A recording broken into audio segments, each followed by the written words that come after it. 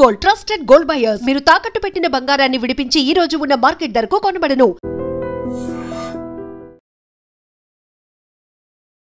H1B వీసాకి సంబంధించి నమస్తే, నేను Kavitha. Welcome to I dream news and నిజాలు. H1B వీసాకి సంబంధించి ఫీజుని అమాంతం పెంచేసిన తర్వాత ఇప్పుడు భారతదేశానికి సంబంధించినటువంటి సాఫ్ట్వేర్ ఇంజనీర్లో ఆందోళన మొదలైంది. గతంలోనూ టారిఫ్లు పెంచిన తర్వాత భారతీయులకు సంబంధించినటువంటి ఆందోళన, ప్రస్తుతం ఇంకొక రకమైనటువంటి పరిస్థితులు. ఈ నేపథ్యంలోనే H1B వీసా ఫీజు అంత పెంచిన తర్వాత, లాటరీ సిస్టాన్ని రద్దు చేసిన తర్వాత నెక్స్ట్ ఆల్టర్నేట్స్ ఏం కనిపిస్తున్నాయి? అమెరికా కాకపోతే ఇతర దేశాల్లోకి వెళ్ళడానికి ఉండేటువంటి పరిస్థితులు ఏంటి? అండ్ మన దగ్గర ఉన్నటువంటి ప్రొసీజర్స్ ఎలా ఉన్నాయి? మనం వారికి కావలసినటువంటి ప్లాట్ఫామ్స్ని లేకపోతే ఎంకరేజ్మెంట్ అనేది భారతదేశంలో కూడా ఉందా? మనతో పాటుగా ఉన్నారు సీనియర్ జర్నలిస్ట్ సురేష్ కొచ్చతిల్ గారు. సార్ నమస్తే. నమస్తే. H1B వీసాలకు సంబంధించి ఆల్మోస్ట్ భారతీయులే మెజారిటీ ఉంటున్నారు అనే దాంతో పాటుగా లాటరీ సిస్టంలో కూడా ఎవరు పడితే వాళ్ళకు వచ్చేస్తుంది. H1B వీసా తీసుకుని వెళ్తున్నారు, అక్కడ గ్రీన్ కార్డ్ వస్తుంది, అక్కడ PR తీసుకుంటున్నారు, అక్కడే సెటిల్ అయిపోతున్నారు. ప్రతి ఒక్కరికి ఒక ప్రెస్టీజ్ ఇష్యూ లాగా ఉండేది, ఒక పీర్ గ్రూప్లో ఉండేది, చాలా గొప్పగా చెప్పుకునేవాళ్ళు. ఒక్కసారి అన్నీ షాటర్ అయిపోయాయా, ప్రతి డ్రీమ్ క్లోజ్ అయిపోయిందా అనుకుంటున్నప్పుడు మళ్ళీ ఎందుకని మనం H1B కాకపోతే అదర్ ఆల్టర్నేట్స్ ఉన్నాయి, అమెరికా కాకపోతే వేరే కంట్రీస్ ఉన్నాయి, అమెరికా వద్దనుకుంటే మనమే డెవలప్ అవ్వచ్చు, ఇలా అనుకుంటప్పుడు నిజంగా సాటిస్ఫైయింగ్గా ఉన్నాయంటారా వస్తున్నటువంటి ఫలితాలు కావచ్చు, ఆలోచనలు, ఐడియాలు? అమెరికన్ డ్రీమ్ అని మనం చెప్పుకుంటాం ఎప్పుడు, ఎస్పెషల్లీ తెలుగు స్టేట్స్లో, తెలుగు స్పీకింగ్ స్టేట్స్. ఇది మీకు మా దగ్గర కనిపించదు. కేరళలో నర్సెస్కి చాలా డిమాండ్ ఉంది. అబ్రాడ్ తీసుకెళ్తారు వాళ్ళు.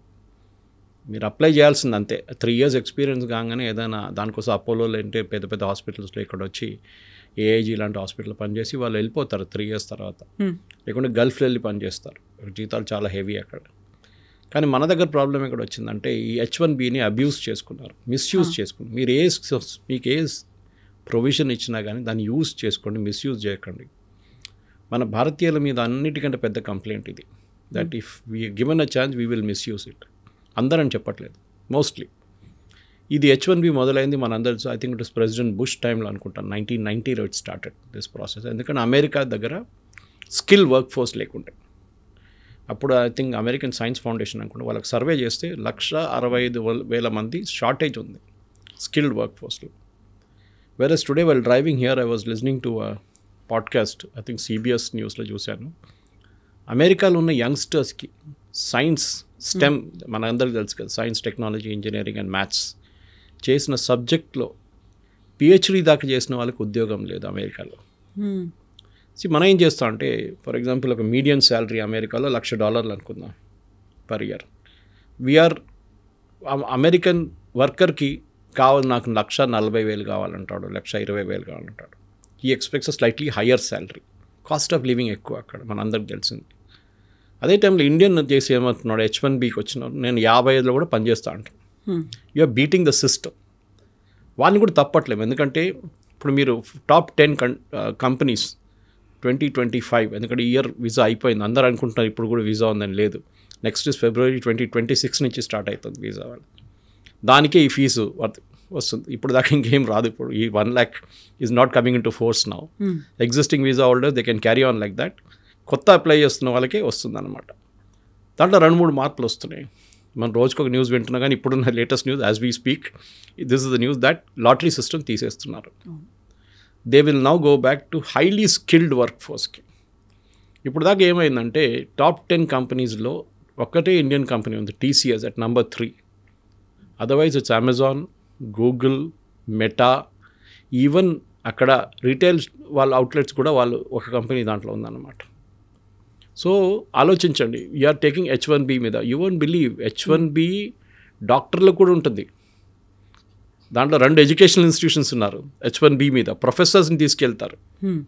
సో మన దగ్గర మిస్కన్సెప్షన్ ఏమంటే H1B అనగానే IT ప్రొఫెషనల్స్ అనుకుంటారు. సో వీళ్ళేం చేస్తారంటే యూఎస్లో అరౌండ్ 2000 అనుకుంటాను ఈ ఇన్స్టిట్యూషన్స్, ఎడ్యుకేషన్ ఇన్స్టిట్యూషన్స్, ఇంకా హాస్పిటల్ వాళ్ళు ఏం చెప్పారంటే హెల్త్ కేర్ సెక్టర్లో వీళ్ళతో క్లబ్ చేయకండి, ఎందుకంటే దీనికి ఒక లిమిట్ ఉంటుంది H1Bకి. మాకు లిమిట్ ఉండకూడదు, ఒకటి మా జీతం చాలా ఎక్కువ. As a professor in US మీకు చాలా హెవీ శాలరీ ఉంటుంది. Even the health care professional కూడా నర్సులు ఉండొచ్చు, డాక్టర్లు ఉండొచ్చు. వీలే సపరేట్ చేసేసారు ఆ కోటని. సో ఫర్ ఎగ్జాంపుల్ మనం తీసుకుందాం, 1,00,000 వీసాలు ఇష్యూ చేస్తున్నారు ఈ సంవత్సరం US. I'm just taking an example. So దాంట్లో వీళ్ళు రారు. Educational is out, health care is out, even priest, Kerala నుంచి ప్రీస్ట్ని తీసుకెళ్తారు. అక్కడ మనం ఏం చెప్తారు, అక్కడ గ్రాడ్యుయేట్ చేసిన వాళ్ళ దాని నుంచి లైటీ నుంచి వాళ్ళు చర్చ్ నుంచి చదువుకున్న వాళ్ళని యూఎస్కి తీసుకెళ్తారు. ఎందుకంటే యూఎస్లో ప్రీస్ట్లు చాలా తక్కువ పడ్డారు ఇప్పుడు. Not many people, even Europe కూడా same problem. Anyway will come back to US. So ఈ 1,00,000 వీసాలకు అనుకుంటాం మనం, ఒక లిమిట్ ఉంటుంది ఎవ్రీ ఇయర్. లాటరీ సిస్టమ్ పెట్టారు. అంటే ఎవరికి లాటరీ వస్తే వాడు సపోజ్ 5 లక్షల మంది అప్లై చేస్తే దాంట్లో 1,00,000 మందికి వస్తుందంటే ఒక I'm just drawing A comparison figure. Lottery అంటే ఏమైపోతుందంటే స్కిల్డ్ మనిషి కాదు లాటరీ ఒకసారి వచ్చేది, అన్స్కిల్డ్ రోడ్ కూడా వచ్చి. అన్స్కిల్డ్ అంటే ఫ్రెష్ అవుట్ ఆఫ్ కాలేజ్ 2 సంవత్సరాలు పని చేసిన తర్వాత H1Bనే మీరు మిస్యూజ్ చేస్తున్నారు. ఎందుకంటే ఈ కంపెనీలు చేస్తుంది తప్పు, ఇండివిజువల్స్ కాదు. బికాజ్ H1B కంపెనీలు అప్లై చేస్తారు కానీ ఇండివిజువల్స్కి వస్తుంది, వాళ్ళ పేరు మీద ఉంటుంది. రేపు వీడు అక్కడ వెళ్ళిన తర్వాత మార్చుకోవచ్చు, ఇంకో కంపెనీకి వెళ్ళిపోవచ్చు. చేసిన వాళ్ళు కూడా చాలామంది ఉన్నారు. సో అమెరికన్స్ని ఏం చేశారు, వీళ్ళు ఆర్గ్యూ చేస్తున్నప్పుడు, మీరు ఒక పెటిషన్ పెడుతున్నప్పుడు దీనికి you are arguing a case, American ఎంప్లాయీని నేను రీప్లేస్ చేయబోయే ఎంప్లాయీకి ఆ స్కిల్ లేదు, దానికోసం నన్ను తీసుకుంటున్నారని చెప్పి the company has to argue అనమాట. కానీ కంపెనీస్ ఏం చేస్తున్నారు, నేను వాడికి ఎందుకు $1,00,000 ఇవ్వాలి, లేకుండా 1,40,000 ఎందుకు ఇవ్వాలి, నాకు $60,000 పనిచేసేట ఇండియన్ దొరికాడు, వేసేద్దామని పని తీసుకుందామని చెప్పి. It is a pure commercial decision.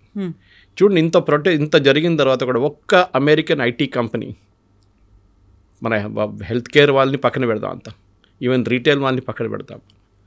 కానీ what about the IT companies, ఒక్కరు కూడా కాదు మీరు చేసిన తప్పని ట్రంప్ని అనట్లేదు. ఇన్ఫ్యాక్ట్ దానికన్నా ఒక వారం ముందు ట్రంప్ ఒక మీటింగ్ పెట్టాడు వైట్ హౌస్లో వీళ్ళతోని, all the IT heads. Even announcement చేసినప్పుడు వాళ్ళ కామర్స్ సెక్రటరీ పక్కన నిలబడి అన్నారు, all the IT companies are on board, information technology, they are all happy with this. ఆలోచించారు, వాళ్ళందరూ హ్యాపీ ఉన్నారంట. అంటే భారతీయులు ఇప్పుడు దాకా వచ్చిన వాళ్ళు వచ్చారు కానీ ఇప్పుడు పంపిస్తే మాకు ప్రాబ్లం లేదు. ఇప్పుడు జరగబోయేది ఏంటంటే నెక్స్ట్ ఇయర్ నుంచి when the visas clicking for the new year, ఒకటి pure skilled, highly skilled Indian వర్కర్స్ని తీసుకుంటారు. ఎందుకంటే మీకు $1,00,000 అంటే 88 లక్షలు అనుకోండి, ఓవర్ అండ్ అబౌవ్ శాలరీ 88 లక్షలు కట్టాల్సి వస్తుంది యూఎస్ గవర్నమెంట్కి. మీరు కట్టేటప్పుడు ఆ ఎంప్లాయీకి యూఎస్లో ఉండి పనిచేయడానికి అంత స్కిల్ కావాలని చెప్పి మీరు అక్కడ పెట్టుకుంటున్నారు. కానీ కోవిడ్ తర్వాత లోకం మారిపోయింది. దీనికన్నా ముందు ఆఫ్ షోరింగ్ అని మాట్లాడుతుండే మనం. Offshoring jobs, onsite, offsite ఒక వర్డ్ యూజ్ చేస్తుండే. ఆన్ సైట్కి వెళ్ళేటోళ్ళు యూఎస్కి వెళ్ళి అక్కడ పని చేయాలి, ఆఫ్ సైట్ వాళ్ళు ఇక్కడ కూర్చొని పని చేస్తారు. కానీ కోవిడ్ తర్వాత లోకం అంతా మారిపోయింది కంప్లీట్గా. You can work from anywhere. People are today travelling and working.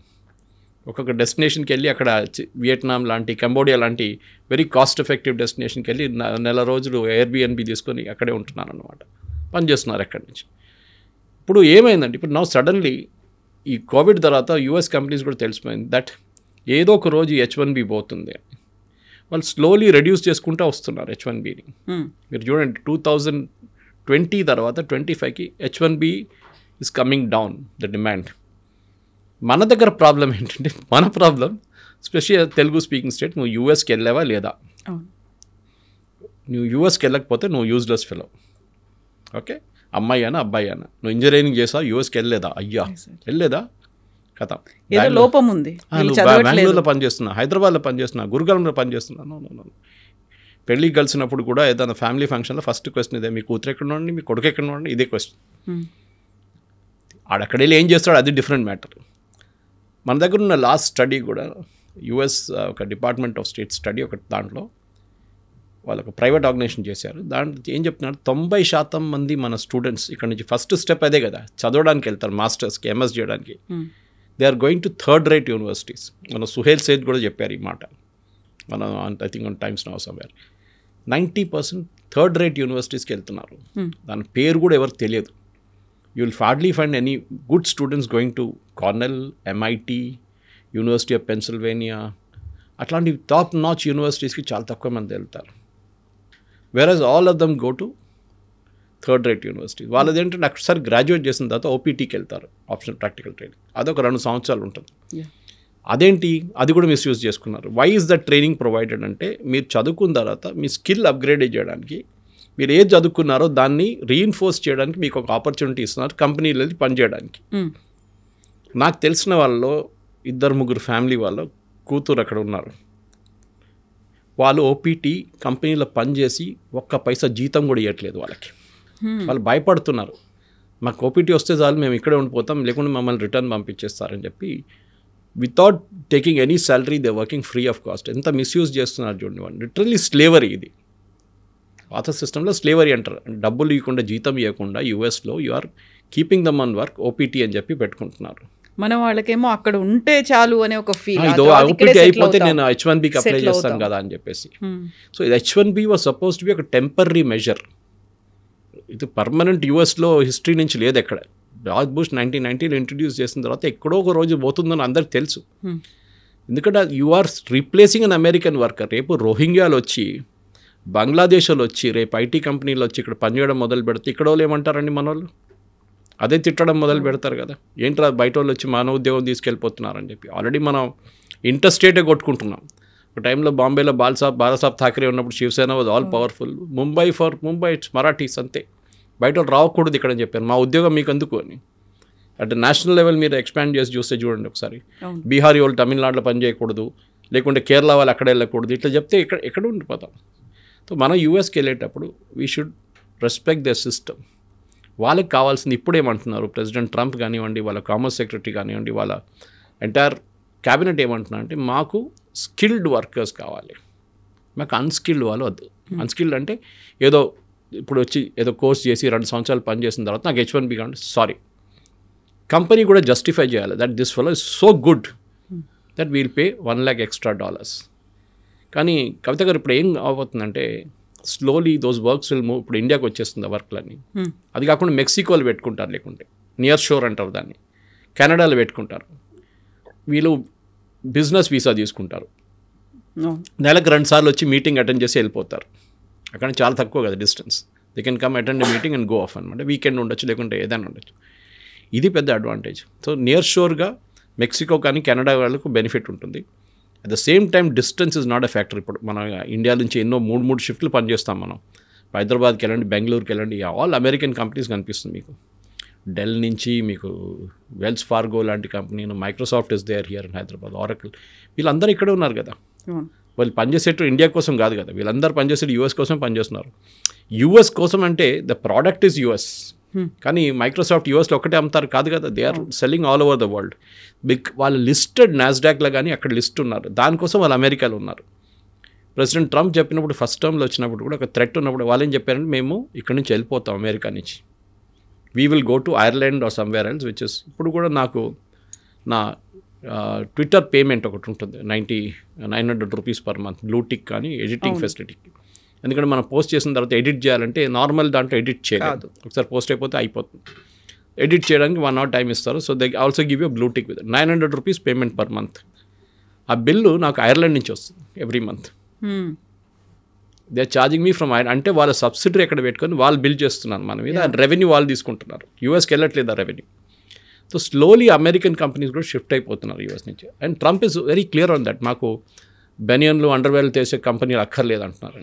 మా దగ్గర హై అండ్ చిప్స్, నెవిడియా లాంటి చిప్స్ తయారు చేస్తున్నారు మాకు కావాలి. మాకు స్పేస్ టెక్నాలజీలో ఫ్రాంటియర్స్ లైక్ ఈయన చేస్తున్న మన ఎలాన్ మస్క్ చేస్తున్న అట్లాంటి స్పేస్ ఎక్స్ లాంటి ప్రాజెక్ట్స్ కావాలి, బ్లూ ఆరిజిన్ అది కావాలి, మాకు ఇది అక్కర్లేదు, మాకు లో ఎండ్ వర్కర్స్ వద్దు. దానికోసం మెక్సికో నుంచి వచ్చి పనిచేసేటోళ్ళంతా అక్కడ అగ్రికల్చర్ సెక్టర్లో పనిచేస్తారు చాలామంది. ఇప్పుడు ఏమైపోయిందంటే ఇప్పుడు అగ్రికల్చర్ సెక్టర్లో కార్న్కి వాళ్ళ మెయిన్ ప్రోడక్ట్ వాళ్ళ అదే కదా, సోయాబీన్ ఉంటుంది వాళ్ళ దగ్గర, కార్న్ ఉంటుంది. అది హార్వెస్ట్ చేయడానికి మనుషులు లేరు ఇప్పుడు. స్ట్రాబెర్రీస్ ప్లక్ చేయడానికి మనుషులు దొరకట్లేదు. సో అదొక ప్రాబ్లం ఉంది లోవర్ ఎండ్లో. హయ్యర్ ఎండ్లో ఏమో ఈ ప్రాబ్లం ఉంది, ఏది మనం స్కిల్డ్ వర్కర్స్ ప్రాబ్లం. ఇది సార్ట్అవుట్ చేయాలంటే కవిత గారు ఒకటే ఆప్షన్ ఉంది, you have to look at new షోర్స్, new places. మీకు ఇండియాకి రావచ్చు, కానీ చాలామంది ఒకసారి యూఎస్కి వెళ్ళిన తర్వాత నువ్వు వచ్చేసేవారా, ఏమైంది, ఉద్యోగం పోయిందా, ఓన్లీ యూఎస్ అయితేనే మిగతా వాటి గురించి ఆలోచించారు. Germany offers very good quality of life, Ireland ఏం తక్కువ కాదు. అన్ని కంట్రీస్ వాళ్ళు ఇమిగ్రేషన్ టైట్ చేసేస్తున్నారు, నో డౌట్ అబౌట్ ఇట్. ఇప్పుడు నేను వస్తూ చెప్పాను చూడండి కెనడా గురించి. కెనడాలో they are proposing to bring down the immigration to 5% of the original population. ఇప్పుడు 35-40 ఉన్నారు అక్కడ. హేటియన్స్ని పంపించేస్తున్నారు. ఇండియన్స్ వ్యతిరేకంగా ఆస్ట్రేలియాలో ప్రొటెస్ట్ చేశారు, మీరు చూసుంటారు. ఎందుకు? మీరు వెళ్ళి యూఆర్ నాట్ అసిమిలేటింగ్ ఆల్ కల్చర్లో కలవట్లేదు. మీరు మన కల్చర్ మెయింటైన్ చేయాల్సిందే. మన పూజలు మనం చేసుకోవాలి, మన భారత్ మనం తీయాలి. కానీ వాళ్ళకి భారత్ సౌండ్ ఇదంతా వాళ్ళకి నచ్చదు. వాళ్ళు anyway that's different thing altogether. కానీ చదువుకున్న పిల్లలకి మనం మాట్లాడుతున్నప్పుడు, ఫర్ ఎగ్జాంపుల్ మీరు జర్మనీకి వెళ్ళారనుకోండి. జర్మనీ హ్యాస్ యూరోపియన్ కంట్రీస్ ఒక అడ్వాంటేజ్ కవిత గారు, దే అప్ ఫ్రంట్ చెప్పేస్తారు మీకు what you seize what you get అంటారు ఇంగ్లీష్లో. ఇది మీకు H1Bగా మీకు అక్కడ కాదు ఇక్కడ కాదని పెట్టారు వాళ్ళు ఎప్పుడు. సో స్పెసిఫిక్గా చూస్తే కూడా మీరు జర్మనీ చూస్తే మీకు ఒక బ్లూ కార్డ్ ఒకటి ఉందండి, you can take it and that allows you what. ఆ బ్లూ కార్డ్ స్కీమ్లో 33 నెలలు మీరు అక్కడ పనిచేసిన తర్వాత స్కిల్డ్ వర్కర్స్కి, including engineers and IT professionals and health care వర్కర్స్కి మీకు పర్మనెంట్ రెసిడెన్సీకి మీరు అప్లై చేయొచ్చు. ఆలోచించండి, అది it's a big advantage. Permanent residency కాదు, వీళ్ళందరూ వెళ్ళేది అదే. ఎందుకంటే మీకు గ్రీన్ కార్డ్ రావాలంటే అది ఇంకో స్టోరీ. ఇప్పుడు గ్రీన్ కార్డ్ కూడా ఆయన చాలా మొత్తం రెస్ట్రిక్షన్స్ పెడుతున్నారంటే గ్రీన్ కార్డ్ హోల్డర్స్ కూడా. ఆలోచించు, ఒక గ్రీన్ కార్డ్ సిటిజన్షిప్ కాదు కదా, you have to still wait for your citizenship. Green card వాళ్ళు కూడా పెడుతున్నారు. ఎందుకు అంత రిస్క్ తీసుకుంటున్నారు? ఎందుకు అంత టెన్షన్లో ఉంటారు మీరు? ఇక్కడ నుంచి మీ పిల్లల్ని పంపించేటప్పుడు మిగతా ఆప్షన్స్ కూడా చూసుకోండి. మళ్ళీ థర్డ్ రేట్ యూనివర్సిటీస్ పంపించకండి. ట్రూ, పంపిస్తే send them to the best universities. మన దగ్గర ఏమైపోతుందంటే ఐఐటి తర్వాత ఒక నార్మల్ కొన్ని యూనివర్సిటీ కొన్ని కాలేజెస్ ఉంటుంది, దాని తర్వాత మొత్తం థర్డ్ రేట్ ఉంటుంది ఇంజనీరింగ్ కాలేజెస్ అని. కానీ అక్కడ పంపిస్తారు వాళ్ళ పిల్లలు ఏదో ఇంజనీరింగ్ చేసుకోవాలని చెప్పి. It's different subject. But so ఈ పర్మనెంట్ రెసిడెన్సీ కోసం ఫాస్ట్ ట్రాక్ రూట్లో జర్మనీలో బ్లూ కార్డ్ స్కీమ్ అని ఉంది. అండ్ డెఫినెట్గా I think are people should, మన దగ్గర ఉన్న పిల్లలు కూడా అక్కడ వెళ్ళి చదువుకున్న తర్వాత ఉద్యోగం చేసి అక్కడే ఉండాలనుకున్న వాళ్ళు ఉండొచ్చు. And German language is very easy to learn. I can speak German. నేను కాలేజ్లో ఉన్నప్పుడే జర్మన్ నేర్చుకున్నాను. ఓకే, సో ఇట్స్ అంత పెద్ద ప్రాబ్లం ఏం కాదు. If you can mispronounce English you're good in German అంటారు యాక్చువల్లీ. అదనమాట. ఇంకోటి అంటే జర్మనీ కూడా వాళ్ళ వీసా చాలా క్లియర్గా అప్ ఫ్రంట్ చెప్పేస్తారు. పోయిన సంవత్సరం 2025లో వాళ్ళు 90,000 వీసాలు అప్రూవ్ చేశారు. 90,000 వీసాస్ వర్ హ్యాండెడ్ అవుట్. బహుశా ఈ సంవత్సరం 1,00,000కి వచ్చేస్తుంది. 1,00,000 అంటే తక్కువ కాదు. ఇక్కడ 90,000 వీసా ఇండియన్ ప్రొఫెషనల్స్కి ఇచ్చారంటే నెక్స్ట్ ఇయర్ 1,00,000 కావచ్చు. దాంట్లో ఐటీ వాళ్ళు ఒక 60,000 ఉండొచ్చు. మిగతా హెల్త్ కేర్ కానివ్వండి, హాస్పిటాలిటీ కానివ్వండి, ఇట్లాంటి ఇండస్ట్రీస్లో వాళ్ళకి కావాలి మనుషులు అనమాట. ఇది then will come to Germany అయిపోయింది. మీకు next Ireland. Best source is Ireland అనమాట. ఐర్లాండ్లో ఒకటి మీ కాస్ట్ ఆఫ్ ఎడ్యుకేషన్ చాలా తక్కువ అక్కడ కంపేర్ టు యూఎస్. మీరు కంపేర్ చేస్తే వాళ్ళ దగ్గర కూడా క్రిటికల్ స్కిల్స్ ఎంప్లాయ్మెంట్ పర్మిట్ అని ఒకటి ఉంటుంది. ఆ పర్మిట్లో కూడా స్ట్రైట్ ఫార్వర్డ్ రెసిడెన్సీ ప్రోగ్రామ్. ఇది హైలీ స్కిల్డ్ వర్కర్స్కి హై డిమాండ్ ఉన్న ఫీల్డ్లోకి. ఈ హై డిమాండ్ అంటే అది సంవత్సరానికి మారిపోతుంది. What is high demand this year may not be high demand next year. కానీ ఒకసారి మీరు వచ్చేస్తే ఆ ఫీల్డ్ మన దగ్గర అదే మళ్ళీ నేను రిపీట్ చేస్తున్నాను కవిత గారు, మన పిల్లలు యావరేజ్ కాకుండా బ్రిలియంట్ ఉంటేనే నడుస్తుంది. దానికోసం ఐఐటీకి వెళ్ళినోడు ఐఐటీ, మిగతా వాళ్ళే. It's very clear. You will not realise this. మీరు 30 సంవత్సరాలు 20 సంవత్సరాల తర్వాత మీరు ఒక లెవెల్కి వచ్చినప్పుడు మా పైన ఇంకోటి కూర్చున్నాడు వాడు ఐఐటీ వాడు అంటే అప్పుడు మీకు అర్థమవుతుంది దాని డిఫరెన్స్. ఇది అన్ని ఫీల్డ్స్లో ఉండే. సీఏ కూడా చాలామంది పిల్లలు సీఏ చాలా టఫ్ అని చెప్పేసి వాళ్ళు ఇంటర్ చేసేసి ఇడిసేస్తారు. లేకుంటే 2 పేపర్లు మిగిలిపోతే చాలా ట్రై చేసిన తర్వాత విసుకొచ్చేసి వద్దని చెప్పేసి వెళ్ళిపోతారు. కానీ you cannot sign unaudited statement. అది మర్చిపోకూడదు. సీఏకే ఉంటుంది ఆ పవర్. అది మీరు ఎప్పుడైనా హాఫ్వే ఎప్పుడు ఇడవకండి. Netherlands is another big country. మీరు అక్కడ కూడా వెళ్ళొచ్చు. యూరోప్లో చాలా ఉండండి. మన ప్రాబ్లం ఏంటంటే మనం ఇండియా దొరకకపోతే ఆస్ట్రేలియా దొరకకపోతే కెనడా, లేకుంటే కెనడా కాకుండా ఆస్ట్రేలియా. అట్లా దీని నడుమిలో కెనడా ఆల్సో చాలా మటుకు యూనివర్సిటీస్ థర్డ్ రేట్ యూనివర్సిటీస్ ఉన్నారు అక్కడ. ఇప్పుడు కెనడాలో కూడా నేను చెప్పిన మాట, ఇప్పుడు ఇమిగ్రేషన్ టైట్ చేసేస్తున్నారు. మాకు ఓన్లీ హై స్కిల్డ్ వర్కర్స్ కావాలంటున్నారు వాళ్ళు. ప్రాబ్లం ఎక్కడ వచ్చిందంటే కెనడా అండ్ ఆస్ట్రేలియాకి మనుషులు తక్కువ ఉన్నప్పుడు వాళ్ళ దగ్గర అక్కడ పని చేయడానికి మనుషులు లేరు. So they wanted immigration. కానీ అది ఒక ఫ్లడ్ లాగా అయిపోయింది, వరదలకు వచ్చేసింది మొత్తం. అందరు వెళ్ళి అక్కడ సెటిల్ అయిపోయారు, మాకు పర్మనెంట్ రెసిడెన్సీ అది. ఇప్పుడు వాళ్ళు ఏమంటున్నారు, మా లోకల్ పాపులేషన్కి ఉద్యోగాలు లేవు, మీరు వచ్చి మా ఉద్యోగాలను తీసుకెళ్ళిపోయారు. Of course you become a Australian citizen or a Canadian citizen. కానీ మా వాళ్ళకి ఏం చెప్పాలి మేము? ఎవరైతే అక్కడే ఉన్నవారు నేటివ్ రైట్ వింగ్, దానికోసం చూడండి రైట్ వింగ్. బ్రిటన్లో కూడా Farage he's coming up now. Next polls he'll be the prime minister అంటున్నారు. Typical right wing. పోలాండ్ ఒక్క ఇమిగ్రెంట్ కూడా లోపల రానియరు. Poland is one big island లాగా అనమాట. Poland with in Europe it's become island for no immigration allowed, no refugees, nothing వాళ్ళు. So refugees ఇంకో మాట, అది మనం రెఫ్యూజీస్ కాదు కదా, మన హెయిటియన్స్ లాగానో మిగతా వాళ్ళలాగానో బోట్లో రావట్లేదు మనం. We are high skilled professionals. కానీ మన దగ్గర ఏమైపోతుందంటే కాంప్రమైజ్ చేసుకుంటున్నాం మనం, ట్రూ, మన స్కిల్ని కాంప్రమైజ్ చేసుకుంటున్నాం. సో నెదర్లాండ్స్ కూడా మీరు వెళ్ళొచ్చు. Netherlands also got very good option. యూరోప్లో అదే మళ్ళీ స్ట్రీమ్ లైన్ ప్రొసీజర్స్ ఉంది వాళ్ళకి. యూఎస్ లాగా ఒక ప్రెసిడెంట్ వస్తే ఒక రూల్, నెక్స్ట్ ప్రెసిడెంట్ వస్తే ఇంకో రూల్ కాదు అక్కడ. The standard rule for everybody అనమాట. సో నెదర్లాండ్స్ కూడా మీకు ఓరియంటేషన్ ఇయర్ వీసా అని ఒకటి ఉంటుంది. టెక్ హబ్, అండ్ ఇట్స్ లోకంలో I think one of the biggest tech hubs అనేది ఈస్ నెదర్లాండ్స్. మనం యూఎస్ అనుకుంటాం కానీ నెదర్లాండ్స్ ఆల్సో చాలా పెద్ద టెక్ హబ్స్, చాలా మటుకు స్టార్టప్స్ అక్కడ ఉన్నాయన్నమాట. సో ఇట్లాంటి చాలా ఆపర్చునిటీస్ ఉన్నాయి కవిత గారు. కానీ మన దగ్గర ప్రాబ్లం ఇక్కడ వస్తుందంటే ఈ ఎడ్యుకేషనల్ కన్సల్టెంట్స్ చూడండి, వాళ్ళు ఏజెంట్లు, వాళ్ళకి కాలేజ్తో టైప్ పెట్టుకుంటారు యూఎస్లో, కెనడాలో, ఆస్ట్రేలియాలో. ఆ కాలేజ్ వాడు వీళ్ళకి డబ్బులు ఇస్తారు. స్టూడెంట్స్ పట్టుకోరండి మీరు, కాలేజ్ దగ్గర నుంచి కమిషన్ తీసుకుంటారు, ఈ స్టూడెంట్స్ దగ్గర నుంచి కూడా కమిషన్ తీసుకుంటారు, పేరెంట్స్ దగ్గర నుంచి, ఇద్దరు దగ్గర నుంచి సంపాదించుకుంటాడు. వాడు చెప్పేది ఏంటంటే అక్కడ వెళ్ళండి, మీరు వెళ్తే మొత్తం రోడ్డు మీద అంతా బంగారం ఉంటుంది, మీరు నడుచుకుంటే వెళ్ళేస్తే ఎంత బంగారం కావాలంటే బ్యాగ్లు వేసుకోవచ్చు, అంత బాగా సిటీ అది ఇది అని చెప్పి 5 స్టార్ హోటల్లో ప్రెజెంటేషన్ పెడతారు. వీళ్ళు యూనివర్సిటీ వాళ్ళు వచ్చారు, మనకైతే వైట్ స్కిన్ చూడంగానే మనం పడిపోతాం. వాళ్ళు వచ్చి ఇంగ్లీష్లో యాక్సెంట్లో మాట్లాడతారు, మీరు వచ్చేసేయండి. అక్కడ వెళ్ళిన తర్వాత మీకు గ్రాడ్యుయేషన్ చేసిన తర్వాత మీకు నిజం బయటపడుతుంది, that this paper is not even worth what it is printed on. Quality లేదనేది. సో మీరు కాంప్రమైజ్ చేయకండి just to get to US. మీరు కాంప్రమైజ్ చేసి అది కూడా స్ట్రిక్ట్ చేయబోతున్నారు. ఇప్పుడు చూడండి యూఎస్లో కూడా I think next step president Trump చేయబోతున్నది, మీరు థర్డ్ రేట్ యూనివర్సిటీని తీసుకొస్తే బంద్ చేసి పడేసేయండి అని చెప్పేసి. వద్దు, మాకు వద్దు, బెస్ట్ యూనివర్సిటీస్ మెయింటైన్ చేసుకుందాం.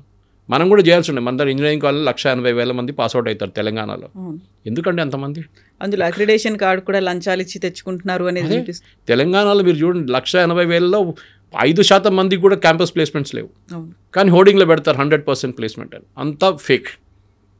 కానీ ఎందుకంటే వాళ్ళకి అడ్మిషన్ కావాలి నెక్స్ట్ ఇయర్కి. So that is another subject. But నేను చాలా డిబేట్ చేశాను దీని మీద. ఫస్ట్ మీరు ఆ క్యాంపస్లో 100% ప్లేస్మెంట్ అనేది బంద్ చేసేసేయండి. Because if your student is good, మీరు బాగుంటే మిమ్మల్ని ఎవడైనా వచ్చి తీసుకెళ్ళిపోతారు. చాలామంది కవిత గారు, this an advice to students, మీరు ఇంటర్న్షిప్ చేస్తున్నప్పుడు మీరు ఏ కంపెనీలో ఇంటర్న్ చేస్తున్నారో వాళ్ళు మిమ్మల్ని మీ బిహేవియర్ని అబ్జర్వ్ చేస్తారు. మీరు కరెక్ట్ 9 గంటలకు వచ్చి 6 గంటలకు వెళ్ళిపోతారా, కాదు మీరు కష్టపడి పని చేస్తారా, మీకు ఇచ్చిన ప్రాజెక్ట్ టైంలో కంప్లీట్ చేస్తున్నారా, మీ ప్రజెంటేషన్ స్కిల్స్ ఏంటని మోస్ట్లీ 90% ఇంటర్న్షిప్ చేసిన కంపెనీ వాళ్ళే మిమ్మల్ని తీసుకుంటారు. మీరు క్యాంపస్ ప్లేస్మెంట్కి వెళ్ళక్కర్లేదు. కానీ అది కూడా మనం చేయట్లేదు. This is the problem. వాళ్ళు ఇంటర్న్షిప్ అంటే ఏదో చేయాలి కంపల్సరీ, నేనేం చేయాలి, చేసి వచ్చేస్తానంటే ఇంటర్న్షిప్, వాడు సర్టిఫికేట్ ఇస్తాడు నాకు, అది చాలు.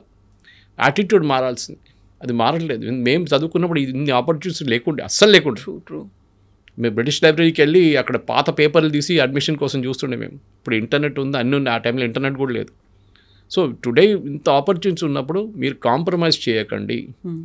ఇక్కడ ఉన్న థర్డ్ రేట్ యూనివర్సిటీస్ లాగా తెలంగాణలో అక్కడ కూడా థర్డ్ రేట్ యూనివర్సిటీస్ ఉంటుంది, అక్కడ కూడా థర్డ్ రేట్ కాలేజెస్ ఉంటుంది, అక్కడికి వెళ్ళకండి. Europe is a very good option. మీ అమ్మ నాన్నకి పొలాలు అమ్మేసి, ఇల్లు అమ్మేసి, బంగారం అమ్మేసి మిమ్మల్ని పంపిస్తున్నారు. వాళ్ళ హోప్ ఏంటంటే మీరు అక్కడ వెళ్ళి చదువుకొని పెద్ద ఉద్యోగం చేసి ఆ డబ్బులు సంపాదించి మళ్ళీ వాళ్ళకు ఇక్కడ ఒక గేటెడ్ కమ్యూనిటీలో ఒక ఇల్లు కొనిస్తారని అనుకుంటారు వాళ్ళు. కానీ those dreams are crashing down. మీరు కాన్వర్జేషన్ దాంతోనే స్టార్ట్ చేశారు. అమెరికన్ డ్రీమ్ అనేది మర్చిపోండి. ఇప్పుడు ఎవ్రీ కంట్రీ, ఏ కంట్రీ అయినా వాళ్ళు ప్రొటెక్షనిస్ట్ మోడ్లో వచ్చేసారు. బట్ వాళ్ళ వైపు నుంచి ఆలోచిస్తే దట్ ఈస్ కరెక్ట్. వాళ్ళకు ఉన్నటువంటి అక్కడ లోకల్ పీపుల్ కావచ్చు, యూత్ కావచ్చు, ఆపర్చునిటీస్ కావాలి. వాళ్ళు ఇంకెక్కడికో దేశానికి వెళ్ళిపోవడం కంటే మా దేశంలో మాకు కదా అనేది. ఈ అమెరికన్స్ వచ్చి రేపు ఇండియాలో పనిచేయలేడు కదా, మనం ఆ శాలరీ వాళ్ళకి ఇవ్వలేము. మనం ఎవ్రీ కంపెనీ, ప్రతి ఐటీ కంపెనీ కానీ, ప్రతి కంపెనీ, ఐటీ అని చెప్పక్కర్లేదు, ఎనీ కంపెనీ వాళ్ళు ఏం చూస్తున్నా అంటే ఎంత తక్కువ దాంట్లో పని చేయించుకోవచ్చో తెప్పించుకుందాం, మా ప్రాఫిట్ ఎక్కువ కావాలి మాకు. దాంట్లో అక్కడ H1B మీద కాంప్రమైజ్ చేశారు, ఫ్రాడ్ చేశారు, దాంట్లో ఈ ప్రాబ్లం అంతా వచ్చింది. ఇండియాలో చేసుకుంటే అంత జీతం ఇవ్వక్కర్లేదు, ఇక్కడ పని చేయించుకోవచ్చు. వాడు 12 గంటలు పని చేయమంటే పని చేస్తాడు, వాడు వీకెండ్ రమ్మంటే వస్తాడు, అక్కడ చేయడు. American worker will not do that. ఇది ప్రాబ్లం అనమాట. అమెరికన్ వర్కర్ అంటే లేజీ అని చెప్పట్లేదు, కానీ వాళ్ళకు ఒక కల్చర్ ఉంటుంది. వాళ్ళు వెకేషన్కి వెళ్తే వాళ్ళు ఫోన్ ఎత్తారు, ఈమెయిల్ రెస్పాండ్ చేయరు. మన వాళ్ళు అది కాదు, వెకేషన్కి వెళ్తే పోతే బాస్ తరగతి కాల్ వస్తుంది వానికి. సో మన స్టూడెంట్స్ కూడా అర్థం చేసుకోవాలి. మీరు ఏజెంట్ దగ్గర వెళ్ళి, అందరు ఏజెంట్లు బాగాలేదని పర్సనల్ ఫ్రెండ్స్ ఉన్నారా ఇండస్ట్రీలో, నాకు నాట్ ఎవ్రీబడి ఈజ్ సేమ్. కానీ చాలా మట్టుకు మీకు యూనివర్సిటీ క్రెడెన్షియల్ తెలియాలంటే అక్కడ చదువుకున్న పిల్లల దగ్గర అడగండి. లేకుంటే ఈసారి ర్యాంకింగ్ ఉంటుంది, మీరు గూగుల్లో వెళ్తే ర్యాంకింగ్ ఉంటుంది యూనివర్సిటీస్ది, ఆ కాలేజెస్ది, చూసి అక్కడికి వెళ్ళండి. American dream is over. అది ట్రంప్ పోయి రేపు జేడీ వాన్స్ వస్తే కూడా ఇదే కంటిన్యూ అవుతుంది. వాళ్ళు ప్రొటెక్షనిస్ట్ మోడ్లో వెళ్ళిపోయారు అన్ని countries, including Britain, including Canada.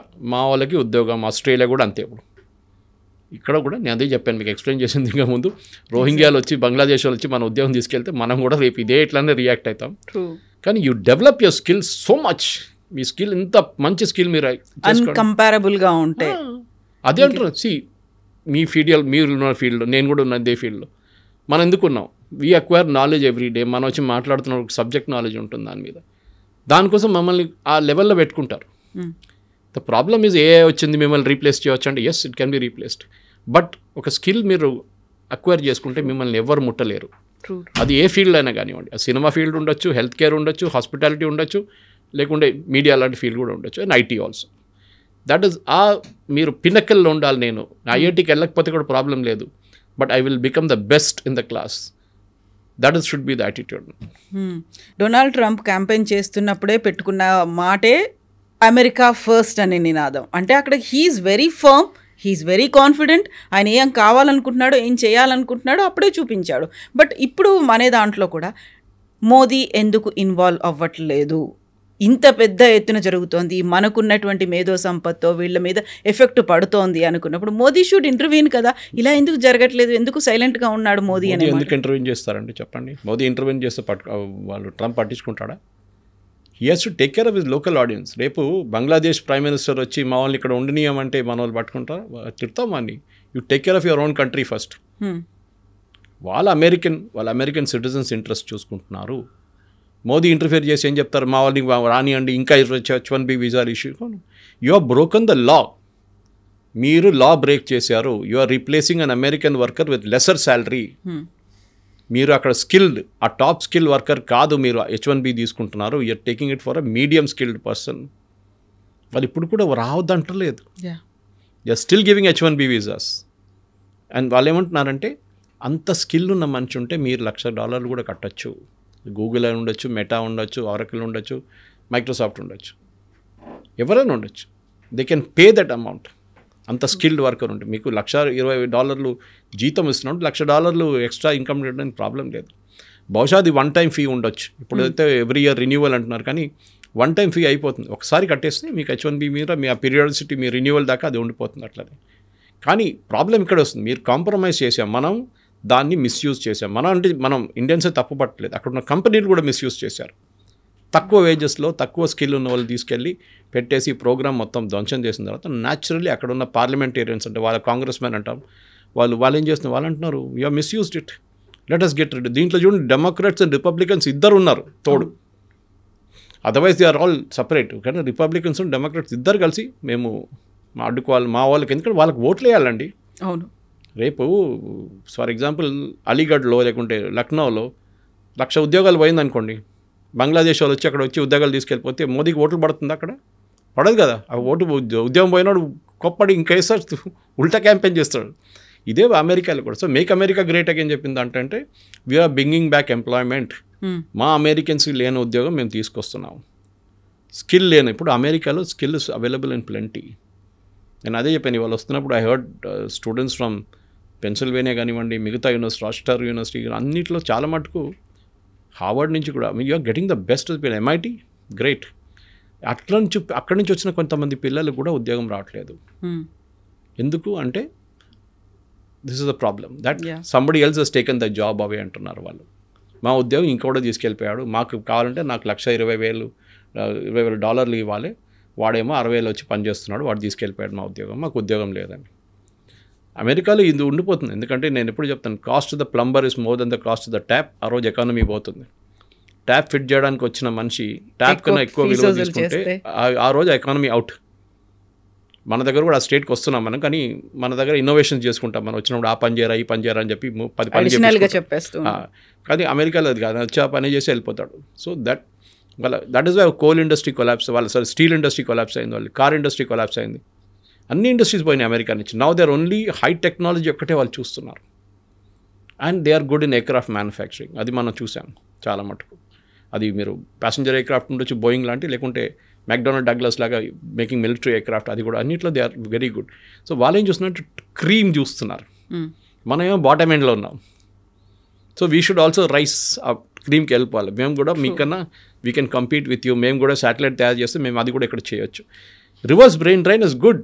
నేను అంటున్నాను, చాలామంది అన్నారు, శ్రీధర్ వెంబు గారు అన్నారు, ఇప్పుడు నౌ సేయింగ్ దట్ యూజింగ్, అందరూ అరటి అది యూజ్ చేద్దాం, యాప్ యూజ్ చేద్దాం, చాలామంది స్విచ్ ఓవర్ చేసుకున్నారు, జీమెయిల్ బదులు అది యూజ్ చేస్తున్నారు. Very good. పొద్దున కూడా ఒక ఇంగ్లీష్ న్యూస్ ఛానల్తో నాకు అదే డిబేట్ ఉండే, దాంట్లో కూడా వాళ్ళు అడిగారు నా దగ్గర, ఇది ఎన్ని రోజులు ఉంటుందని. నేను అదే చెప్పాను, దీనికన్నా ముందు గూ అని చెప్పి ఏదో ఒకటి వచ్చింది, ఏమైందంటే అది ఇప్పుడే వాట్సాప్ రీప్లేస్ అయిపోతుందని చెప్పి అందరు దుంకారు, including Narendra Modi. What happen to that? It died a natural death. మీకు రిటైన్ చేయడం చాలా కష్టం, but with Zoho that is possible. ఎందుకంటే శ్రీధర్ వెంబు లాంటి మనిషి, ఆయనకు అంత స్టేయింగ్ పవర్ ఉంది, ఆయన దగ్గర అంత ప్రాఫిటబిలిటీ కంపెనీలు ఉన్నాయి ఆయన దగ్గర. అట్లాంటి ప్రోడక్ట్స్ మన ఇండియాలో అదే problem. I don't want use the word cyber కూలీ, అది కొంచెం డెరిగేటరీ టర్మ్ యాక్చువల్లీ. కానీ మనం లోవర్ అండ్ సర్వీసెస్లో ఉండిపోయాం. ఒక్క ప్రోడక్ట్ చెప్పండి మనం తయారు చేసింది ఇక్కడ నుంచి. We are not develop products. మనం సర్వీసెస్లోనే మనం నెంబర్ 1లో ఉండిపోయాం. అవుట్ సోర్సింగ్లోనే అమెరికా కోసం పనిచేస్తున్నాము అంతే.